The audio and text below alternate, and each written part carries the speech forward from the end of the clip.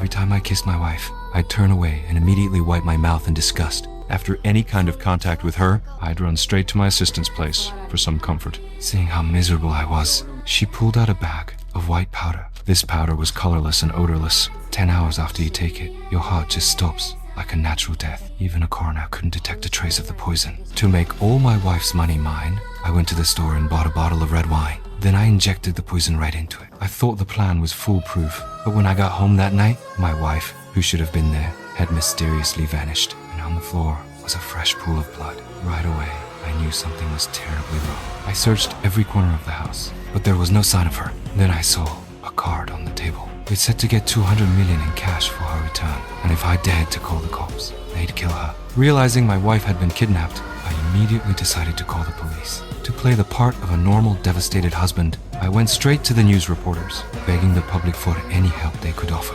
With the help of some very generous people, I quickly got the 200 million in cash together. After all that was done, the cops fitted me with a GPS tracker and an earpiece and told me to go to the drop-off point alone. But when I got to the location, there was no sign of my wife, just a beeping sound coming from inside a trash can. Turns out, the kidnappers had changed the meeting spot. They told me to go to a baseball field 10 kilometers away.